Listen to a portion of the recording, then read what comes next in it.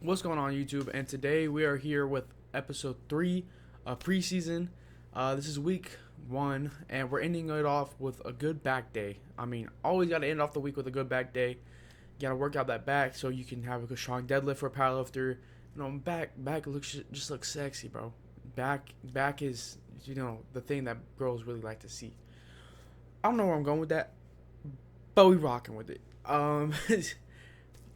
So yeah, let's just get straight into the voiceover. It's gonna be a short episode, like 10 minutes. Yesterday was probably the longest one. So yeah, see you guys in a bit. Yo, what is up, guys? We are hitting seated cable rows here today. Usually it's a back day, so I would hit deadlift, but I usually hit deadlifts twice, like once every 2 weeks, and this week is not that week to hit deadlift. We just kind of seeing where I'm at again. Seeing how much I can do. Just again, first week that's all it is. Seeing how much I can do on each lift. Really trying to see if I can feel it in my back. I had to lower the gym volume because they were playing some loud music, and I'm not trying to get copyright claimed. Like, they were playing some loud music. I mean, not that it wasn't good, but God, like, I even lowered it to 10%, and gosh, I can still hear it. Anyways, we're doing about like 90 pounds here. Nothing too heavy. Just kind of make sure I feel it in my back. Really pinching it like there's a grape in my back valley, and just trying to pop it, and there isn't. Just really trying to make sure I feel it. Not much going on here. I moved it up to about 130-ish, and then I think I'm gonna go for 4 or 5. And again, just really pushing myself here. Not too much, not to where I was before I stopped working out, but just pushing myself close to that level to make sure that I can still do it. That's pretty much all this whole part is just seeing if I can do it. This next week coming up on probably next Wednesday will be more of me pushing myself and me doing heavier, lifts. But I think I do about 5 sets of these. I think I'm not too sure. I don't remember. It was a few days ago. Here we go, hitting this next one. We're going for 4, 5. I think 5. I'm going for as much as I can do, even if it hurts. And we stopping right there because I don't want to push myself too hard. But I'm starting to feel it in my back. I still feel it in my back today, if I'm being 100% honest. Right there, we got my pre-workout and my water there.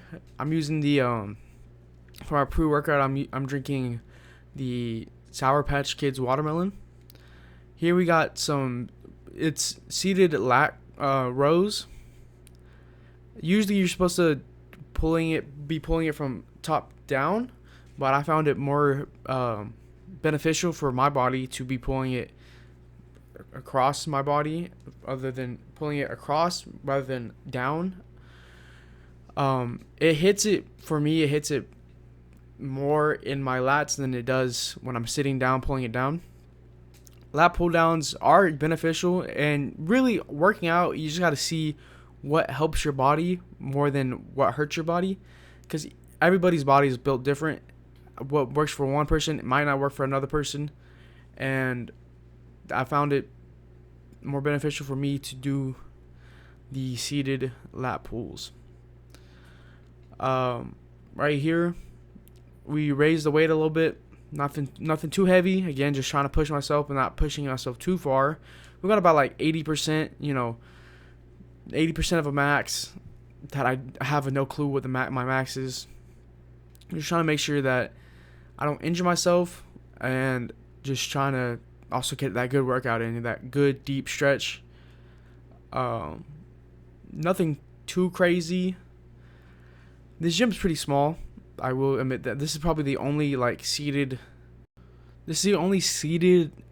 back machine that they have in the gym. So I didn't want to stay here too long, but I did rest a lot in between sets, because without rest, you don't really get the best workout you possibly can out of your day. Resting in between sets is an integral part. Resting the muscle, to be specific. You shouldn't be sitting there about an hour in between each set resting, because if you're just sitting there resting without doing anything else, it can be detrimental to, your time management, and you're staying there for so long that you really don't want to work out anymore. You lose that pump, you lose your feeling of working out, you lose your adrenaline pretty much. Because when you're working out, you start pumping, your body starts getting that active movement, and then you suddenly go to 100% stop. Then you're just like, all right, I don't want to do this anymore. And with that, you gotta be careful for how long you rest, and how long you work out, and how intense you work out. Because each rest can be different for each intensive workout. There was some times where I would, about 2 years ago, squat super heavy and just completely collapse after racking the weight. It was not healthy in any means to be working out like that. That's like, your body gets too tired that fast. Again, we just ended off that set with a few extra reps. Here we got the hyper extensions. This is to help your lower back, which you use your spinal erectors, which are on your lower back, and that helps you stand up during deadlift. That's why I work this out the most. It's not the most appealing looking workout, but it does help a lot with deadlift.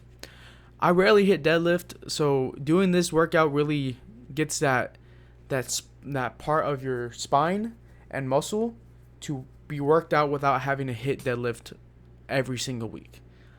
And I found that better for my hands and my body to be not hitting deadlift as frequently as most people.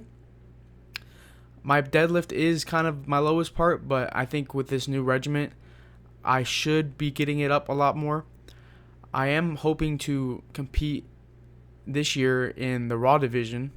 Again, I don't know how that's going to go. I might stay in equipped because I have the equipment and I know that's just what I'm used to. I'm still debating. I think I'm going to wait until a week before regular season starts for me to finally lock in and be like, all right, this is what I'm going to do for this. But I can compete Raw for the meets and then compete in nationals equipped if I'm strong enough, which we'll see how that goes. Again, we just added a 10-pound weight on here. We had 25s on each side, and now we have 35 on each side. We're just trying to feel that burn in my spinal erectors, my lower back muscles. Because without that burn, you don't really get a good workout. You'll know when you see my face right there. You'll know when you're hitting the spinal erectors when you're like, gosh, it kind of feels weird to stand up. But this is probably the most easiest way to work out deadlift without hitting deadlift. It's great. It's a great workout to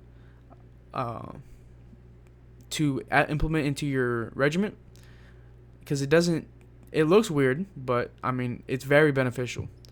Here we're hitting we're hitting lat pulls again. Nothing too crazy, just 2 plates. Already my back is pretty worn out, but hitting this really tears it down more, just so the muscles can be rebuilt stronger for strength. You can see me really forcing it back and trying my hardest to, not give in to my brain telling me to give up. My whole back at this point has been hit, and I'm really starting to feel it. Once you get to this point in your workout where you can't go anymore, it is integral for you to try one more lift and see if you can push out just a little bit more, just to get a little bit more out of it. Because really, you shouldn't be in the gym for more than 2 hours. You should be in the gym for about an hour and a half to an hour, and that really helps you maximize your time for your muscles and also get enough rest time in between. And that's probably the most healthy part. You see me kind of shake my head and continue going off. I realize that I can't do it anymore. My muscles are torn, so I'm about to give myself a good long bit of rest, which y'all aren't about to see. But here's me playing with the fucking camera. I was bored, acting weird. So after that long bit of rest, we sit back into this.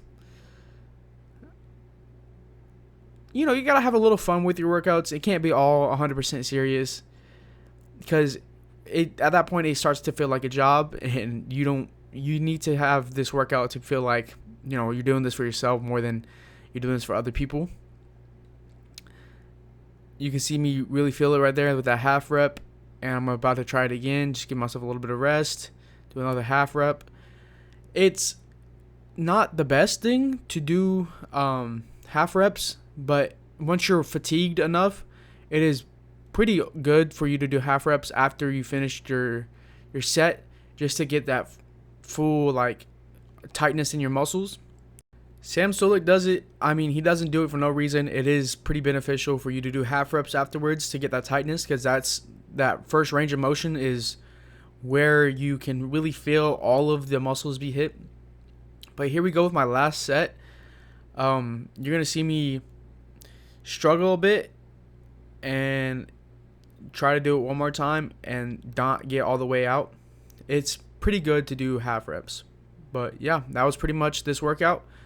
Back to me. Yep, so that was my workout for day 3 of preseason.